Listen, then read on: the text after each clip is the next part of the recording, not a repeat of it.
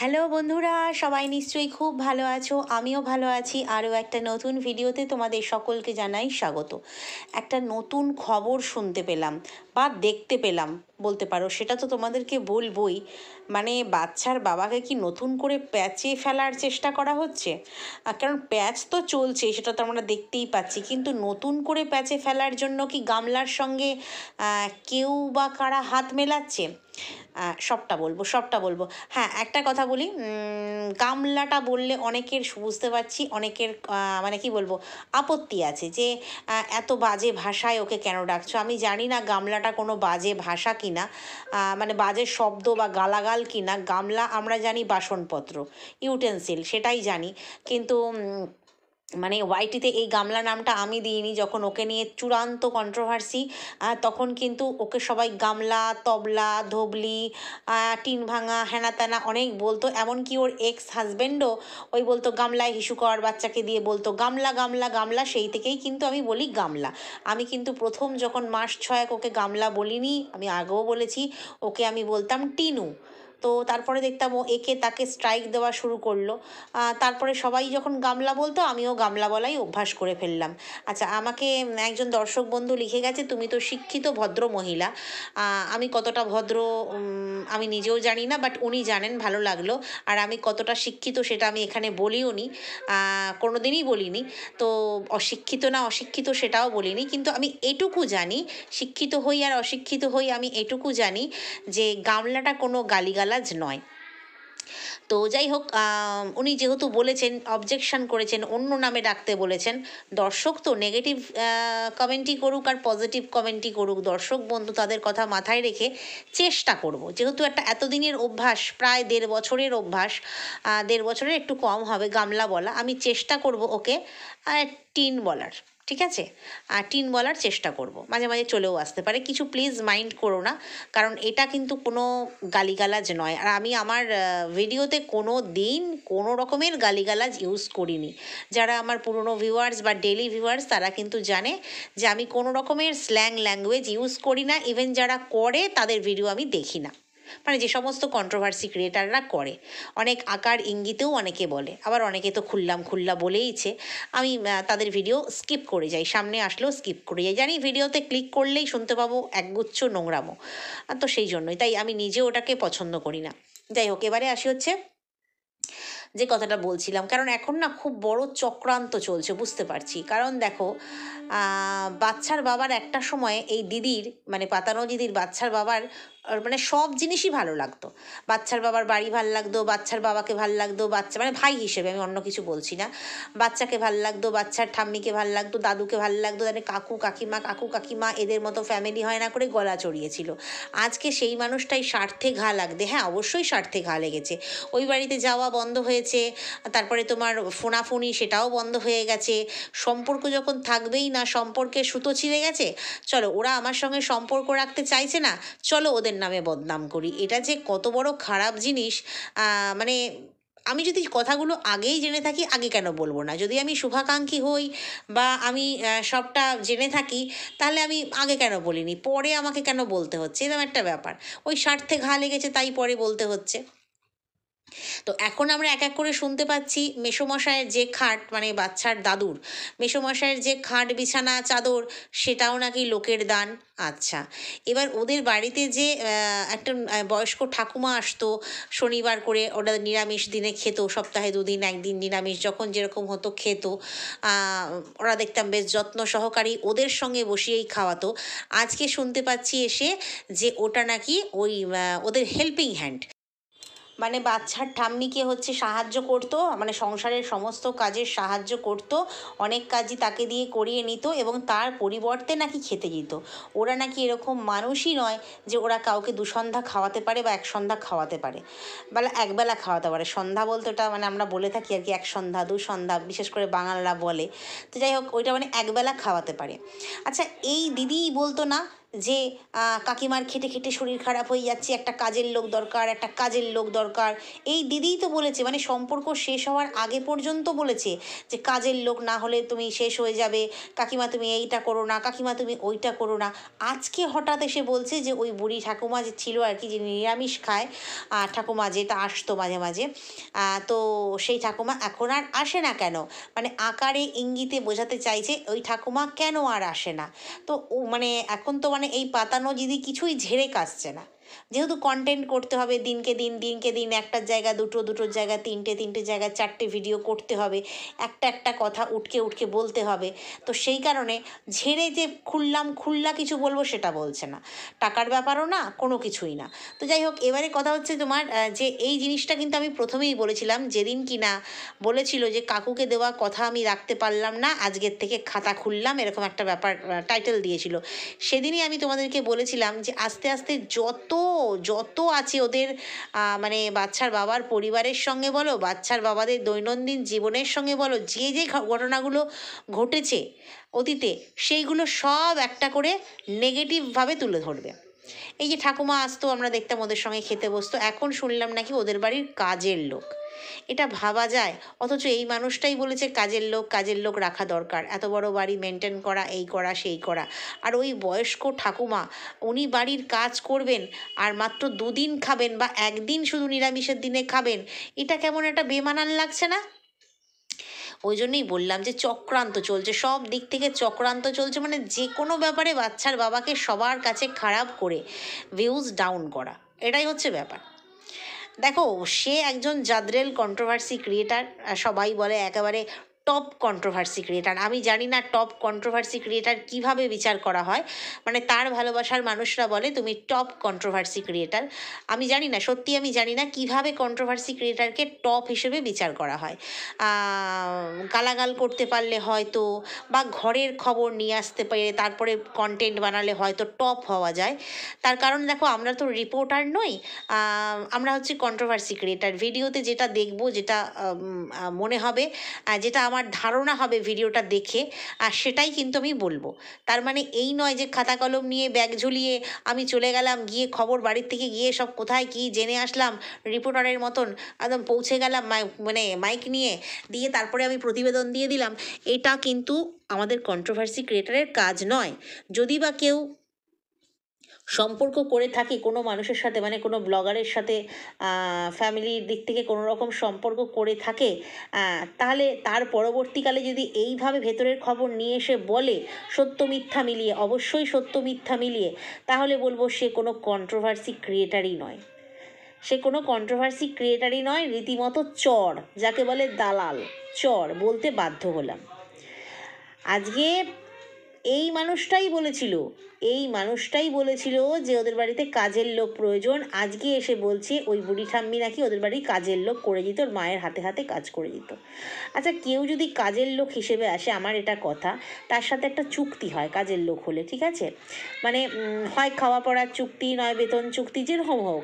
আর যদি কাজের লোক হয়, সে তাহলে 2 দিন সপ্তাহে কাজ করবে, মানে 2 দিন হেল্প করবে, আর বাকি 5 দিন করবে না, আর 2 দিন খাবে। মানে এটা একটা ঠিক মেলাতে পারছি না আমি। তোমরা যদি মেলাতে পারো অবশ্যই বলো, মেলাতে পারছি না। কিন্তু কথাগুলো যেহেতু উঠছে, আমি সেই জন্যই বললাম, মানে মেলাতে পারলাম না, শুনলাম মেলাতে পারলাম না, সেই জন্যই তোমাদেরকে বললাম আর কি।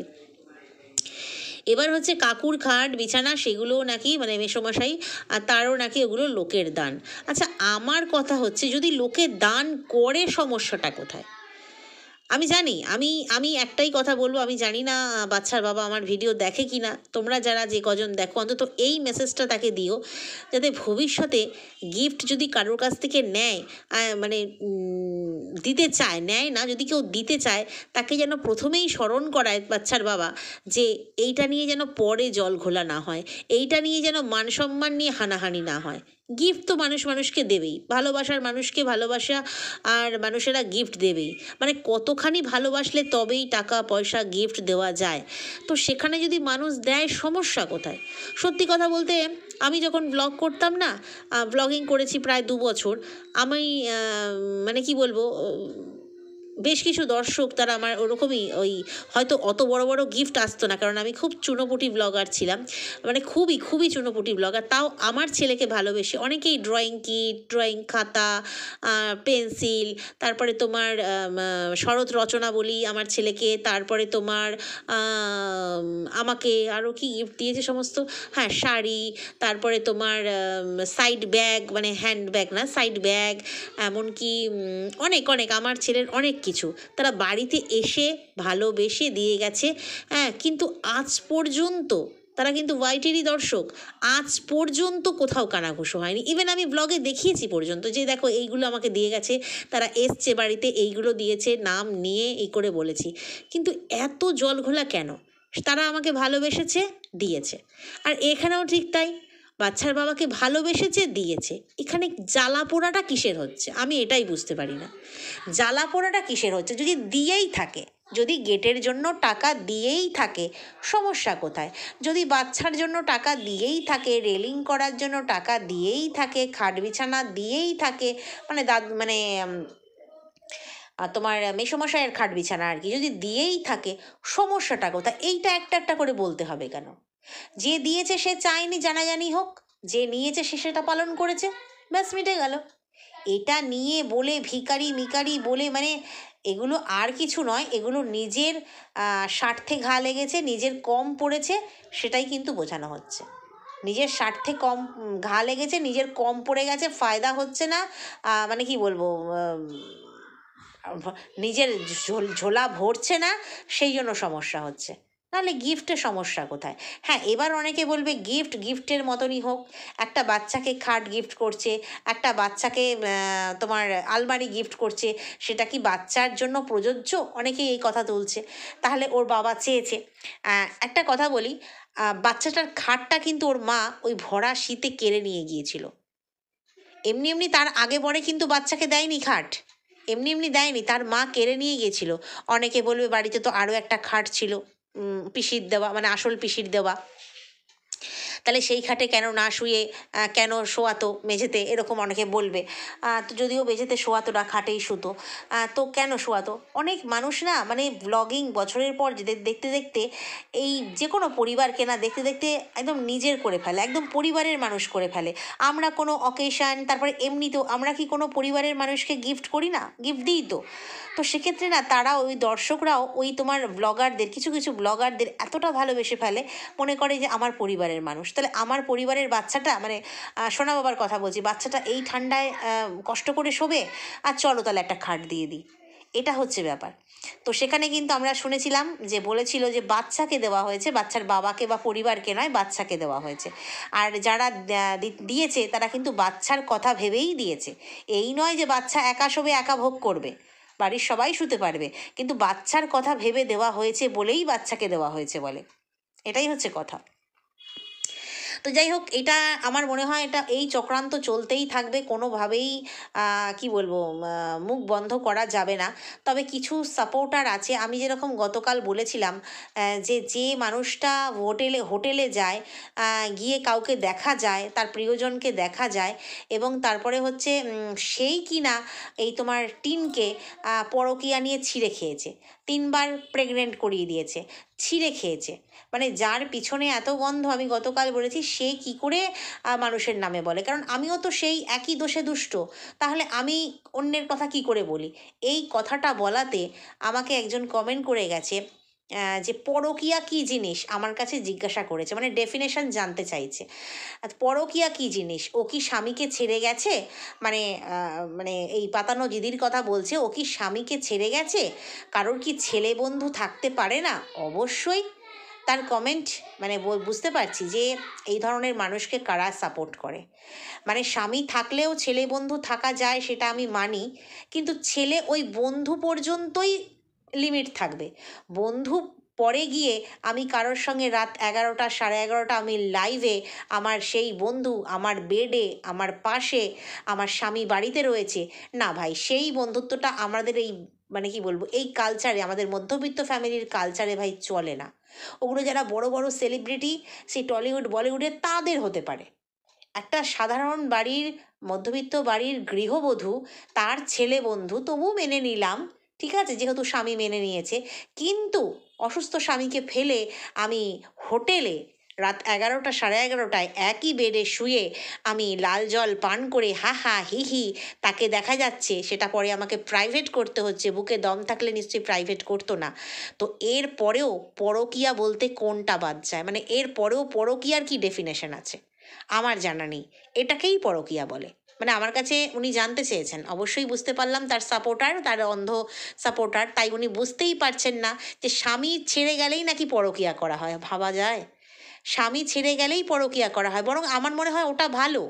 আমি স্বামীকে ছেড়ে দিয়ে একজনের সঙ্গে ঘর করছি বা থাকছি, লিভ ইন করছি, সেটা তবু মনে হয় ভালো।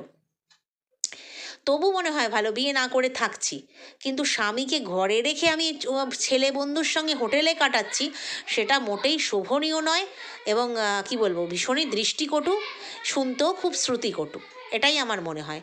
তো সেই জন্যই আমি বলেছিলাম। তো উনি এসে আমাকে জ্ঞান দিয়েছেন, আমার কাছে পরকীয়ার ডেফিনেশন জানতে চাইছেন। পরকীয়া তাহলে কি আমাকে জানতে চেয়েছেন। তো আমার মনে হয় এটাই, বিবাহিত মানুষ বৈধ স্বামী থাকা সত্ত্বেও যে পরপুরুষের সঙ্গে বাইরে রাত কাটায়, তাকে শুধুমাত্র ছেলে বন্ধু বলে না, তাকে নাগর বলে। আরও বাজে ভাষা বললাম না, সে তার ওটাই হয়। ঠিক আছে?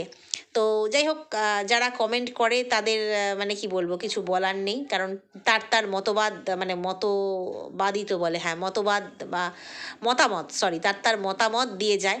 তো আমি আমার মতামত, যেহেতু আমার কাছে কোয়েশ্চেন মার্ক এসছে, আমি মতামতটা দিয়ে দিলাম। আমার কাছে ওটাই পরকীয়া। এর চাইতে আর কি হতে পারে, তাই না? এর চাইতে আর কি হতে পারে পরকীয়া করবার জন্য? স্বামী ছেড়ে গেলেই পরকীয়া হয় না। যাই হোক, এগুলো হচ্ছে কি বলবো, ওই বাচ্চার বাবাকে আরও নতুন করে ফাঁসাবার জন্য।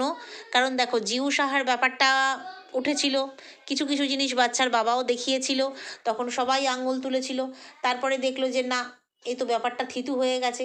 বন্ধু বন্ধু পর্যন্তই, বান্ধবী বান্ধবী দুজনেই বন্ধু বান্ধবী স্বীকার করে নিয়ে ব্যাস ওখানেই তো থিতু হয়ে গেল। ব্যাপারটাকে নিয়ে আর এগোনো গেল না, বান্ধবী পর্যন্তই রইল। তারপরে তো আর হলো না কিছু। তাহলে চলো অন্যভাবে এদেরকে বদনাম করার চেষ্টা করি, এটাই হচ্ছে ব্যাপার। আর যে যে জিনিসগুলো এতদিন নেগেটিভ কন্ট্রোভার্সি ক্রিয়েটাররা বলে এসেছে বাচ্চার বাবার বিরুদ্ধে গিয়ে প্রথম থেকে, সেগুলোই আমি নতুন করে ঝালাই করি, এটাই হচ্ছে ব্যাপার। এবারে আসি যে কথাটা হচ্ছে টিনের ব্যাপারটা। এই যে পাতানো দিদির যে, মানে যার সাথে আর কি হোটেলে দেখা গেছে, তোমরা সবাই জানো, দানি দানা যাই বলো না কেন, প্রত্যেকেই নাম জানো। তো সেক্ষেত্রে সে নাকি এখন হচ্ছে তোমার টিনের ফ্রেন্ড লিস্টে, টিনের ফেসবুকের ফ্রেন্ড লিস্টে সে রয়েছে। ভাবতে পারছো, মানে নতুন করে অ্যাড হয়েছে ফ্রেন্ড লিস্টে। তাহলে কি বাচ্চার বাবার বিরুদ্ধে বিরাট কোনো চক্রান্ত হচ্ছে? মানে এই দানি বা দানা, আশা করি তোমরা বুঝতে পারছো কার কথা বলছি, দানি বা দানা এবং তার গার্লফ্রেন্ড। ঠিক আছে? মানে ওই যে বললো না, বয়ফ্রেন্ড থাকতেই পারে স্বামী থাকলেও, সেই জন্যই বললাম তার গার্লফ্রেন্ড, দুজনে কি এখন টিনের সঙ্গে হাত মেলাবার চেষ্টা করছে। টিনের সঙ্গে হাত মিলিয়ে, মানে আসল হচ্ছে তোমার দানিকে দিয়ে শুরু, তারপরে দানির গার্লফ্রেন্ড। তো সেক্ষেত্রে হাত মিলিয়ে বাচ্চার বাবার বিরুদ্ধে আবারও কোনো চক্রান্ত করবে। মানে এটা আমার মনে হলো, হঠাৎ করে এতদিন পর টিনের ফেসবুকের ফ্রেন্ড লিস্টে কেন দানি জুড়ল, কেন দানি জুড়ল? একটা কোথাও অন্যরকম গন্ধ আমি পাচ্ছি। তো সেক্ষেত্রে হতে পারে বাচ্চার বাবার জন্য আরও কিছু ভয়ানক আসতে চলেছে। ভয়ানক, এটা আমার মনে হলো। কারণ যে এতদিন অ্যান্টি ছিল, মানে এই কি বলবো, বাচ্চার পিতির, বাচ্চার পিতির যে এতদিন অ্যান্টি ছিল টিন, হঠাৎ হঠাৎ তার প্রেমিক, তার বয়ফ্রেন্ড, তার কি বলবো ভালোবাসার মানুষ হঠাৎ করে টিনের ফ্রেন্ড লিস্টে চলে গেল। সেটা একটুখানি মনে হলো। এবার তার মাধ্যমে গিয়ে হয়তো এই প্রীতিও এবার টিনের সাথে শলা পরামর্শ করে ভেতরে ভেতরে হয়তোবা, এটা আমার মনে হচ্ছে হয়তোবা হয়ে হয়তো বাচ্চার বাবার বিরুদ্ধে আরও চক্রান্ত করতে সুবিধা হবে, হতেই পারে। কারণ এটা আমি দেখলাম তোমার হচ্ছে একজনের লাইভে দেখলাম, একজন কন্ট্রোভার্সি ক্রিয়েটারের লাইভে একজন দর্শক বলছে, জানো যে টিনের ফ্রেন্ড লিস্টে এই দানি রয়েছে, এই দানি। সেই তো সেক্ষেত্রে আমার মনে হলো দেখি, টিনের তো বহুকাল আগে থেকে আমি টিনকে ফলো করি ফেসবুকে।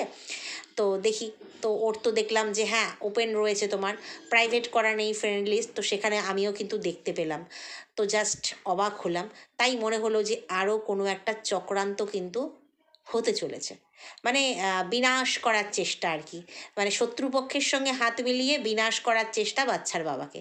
তো এখন যেহেতু ওরা একটা এখনও মানে লিগালি অবশ্যই হাজব্যান্ড ওয়াইফ, কিন্তু ওদের যা সম্পর্ক যেখানে গিয়ে দাঁড়িয়েছে, শত্রুই বলা যায়, নাহলে কি আর এত কেস কামারি এত কিছু হয়, শত্রুই বলা যায়। তো সেখানে শত্রুপক্ষের সঙ্গে হাত মেলানো, কিছু বলার নেই। আর যাই হোক, জানি না এখন এমনিও ফ্রেন্ড লিস্ট হতে পারে, ফ্রেন্ড লিস্টে থাকতে পারে, বা কোনো ষড়যন্ত্রের জন্যও হতে পারে।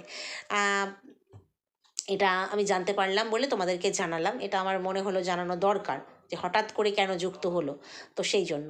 তো যাই হোক, এবারে হচ্ছে কথা, যে এই যে কেস টেস হয়েছে এই ব্যাপারে অনেকের অনেক রকমের মতামত দিচ্ছে। এই কেস টেস হেনা তেনা নিয়ে, যে দুজনের আমাদের সহ ক্রিয়েটার, দুজনের না তিনজনের নামে এফআইআর হয়েছে, এই সমস্ত নিয়ে অনেকে অনেক মতামত দিচ্ছে। অনেকে নাকি আনন্দ প্রকাশ করছে। আমি দেখিনি কাউকে আনন্দ প্রকাশ করতে, বাট আমি নিজেও আনন্দিত নই। যতই হোক একই ফিল্ডে কাজ করছি, ইভেন যখন সুতপা বলো, হার্ট বলো, এদেরও যখন কেস কামারি হয়েছে আমার মোটেই কিন্তু ভালো লাগেনি। কারণ আমার মনে হয়েছে যে হ্যাঁ ওটা ওরা করেছে বলেই, মানে দোষ করেছে বলেই কেস টেস হচ্ছে, কিন্তু কোথাও এই কেস টেসের বিরুদ্ধে আমি সবসময়। তো সেক্ষেত্রে এই সহ ক্রিয়েটারদের হয়েছে বলে তারা তো অবশ্যই একটা মানসিক টেনশানে আছে। যতই তারা এসে বলুক যে না টেনশান নেই, লড়বো, অবশ্যই লড়তে তো হবেই, লড়তে তো হবেই, সেটা না, কিন্তু টেনশানে নেই এই কথাটা কিন্তু সেটা নয়, একটু হলেও কিন্তু মাথার মধ্যে একবার হলেও চিন্তা আসবে। তাই সত্যিই বলছি যে সবাইকে খুব সাবধান হয়ে কাজ করতে হবে, এটাই হচ্ছে সবচেয়ে বড় কথা। আর সবচেয়ে বড় কথা হচ্ছে দলাদলিটা বন্ধ করতে হবে। ওয়াইটিতে কেউ কারো নয়, এটা প্রমাণিত, বারবার প্রমাণ হয়েছে। দলাদলি বন্ধ করে, গালিগালাজ বন্ধ করে, ভিডিও টু ভিডিও করো, কন্ট্রোভার্সি ভিডিও টু ভিডিও করো, আর যেটা ওয়াইটিতে শোনা যাচ্ছে দেখা যাচ্ছে সেটা নিয়েই বলো। এবং অবশ্যই মার্জিত ভাষায় কথা বলো, অবশ্যই মার্জিত ভাষায় কথা বলো। তাতে যদি এফআইআর টেফআইআর হয়েও যায়, মানে কি বলবো, যিনি এফআইআর করবেন তিনি কিন্তু করতে গেলেও দুবার ভাববেন, এটাই হচ্ছে কথা। এবং যার নামই হোক, কখন কার ঘাড়ে, মানে কার ঘাড়ে খাড়া পড়ে কেউ তো বলতে পারে না। যার নামেই এফআইআর হোক না কেন, আমি বিশেষ করে পার্সোনালি আমি সকলের জন্যই সহমর্মী, সকলের জন্যই সহমর্মী। আমার সত্যিই খুব খারাপ লেগেছে কালকে পরশুদিনের কমিউনিটি পোস্টটা দেখার পর। কিন্তু অবশ্যই ওরা লড়বে, অবশ্যই লড়বে, এবং সকলের জন্যই শুভকামনা রইল। আমি এটুকুই বলতে পারি, যারা কেস দিয়েছে তাদের বিরুদ্ধেও তাদের জন্য শুভকামনা, আর যারা কেস লড়বে তাদের জন্য শুভকামনা। ভগবান সকলের ভালো করুক, এইটুকুই বলতে পারি। আচ্ছা, এবার টিনের ভিডিও নিয়ে, এই ভিডিওটা তো যথেষ্ট বড় হয়ে গেল, 18 মিনিটের হয়ে গেল। আমি টিনের যে ভিডিও আজকে আছে সেই ভিডিওটা নিয়েও আবার ভিডিও আসছে। তো যাই হোক, সঙ্গে থেকো। আর যদি আমার সঙ্গে একমত হও, কোথাও ভালো লাগে, অবশ্যই লাইক করে দিও, ভিডিওটা হাইপ করে দিও। অনেকেই ভিডিও হাইপ করছো, খুব খুব ভালো লাগছে, খুব ভালো লাগছে। এইভাবেই তোমাদেরকে পাশে চাই, তোমরা পাশে না থাকলে এগোতে পারবো না। কারণ আমি গালাগালিও দিতে পারবো না, আমি লাইভ করে ভিক্ষাও চাইতে পারবো না, আমি খিস্তি খেউড়িও করতে পারবো না। নর্মাল ওয়েতে কথা বলবো, আর ঠিক সেই জন্যেই হয়তো ভিউজ কম, কারণ ওইগুলো তেলে বেগুনে উঠে জ্বলে ওঠার মতো উত্তেজিত হয়ে ভিডিও, উত্তেজিত হয়ে লাইভ, দুটো খিস্তি খেউড়ি, শিয়াল, বাদর, ছাগল, হনুমান এইসব বলবো, ওটা করলে ভিউজ হয় জানি, কিন্তু পারবো না। তাই তোমাদের সহযোগিতা একান্ত কাম্য, সেটা হলেই এগোতে পারবো। তো লাইক, কমেন্ট, শেয়ার, সাবস্ক্রাইব আর হাইপ করে দিও। যারা প্রথমবার দেখছো অবশ্যই সাবস্ক্রাইব করে দিও। চলো, আশা করি আজকেই আরেকটা ভিডিও দিতে পারবো। চলো, টাটা এখনের মতো।